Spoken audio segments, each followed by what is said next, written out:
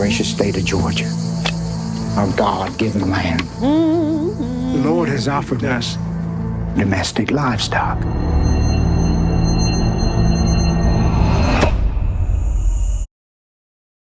This was a great movie, and KeKe Palmer acted her ass off every time she cried. I wanted to cry, and I actually did cry once or twice because I felt the intensity of her pain, everything that she went through, and I love KeKe Palmer. That's our girl. Who doesn't love her? So I did watch a lot of reviews on this afterwards because I was curious to hear what people had to say about this movie. And first off, I will say that I learned that this movie was based off true story in the Deep South after the Emancipation Proclamation was said, or so. Please correct me if I'm wrong.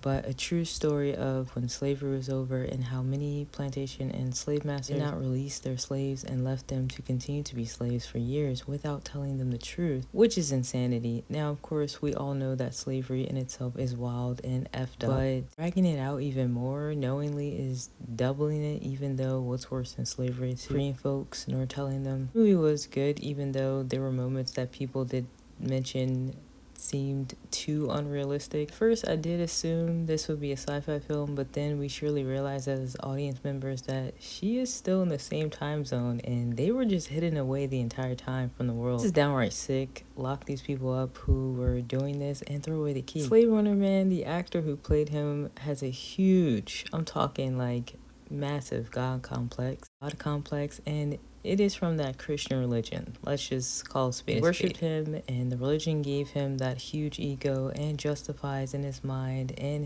in his wife's as to what they were doing was just.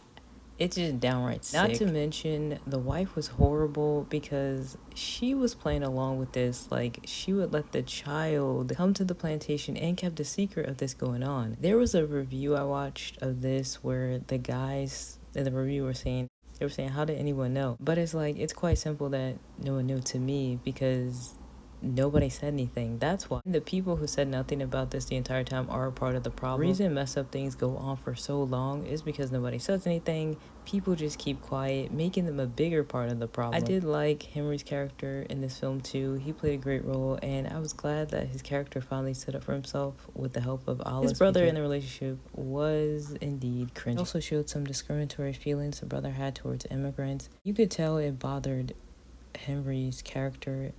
Now I won't really get into the details of certain or many things deemed unrealistic because sure, there were, but I personally feel like, and it may be an unpopular opinion, but that the message was received and Alice was not playing around. She went back to save the others, and it highlighted things that really occurred in real life, which is important because I know that I had no idea about this happening, and I'm sure it informed other people.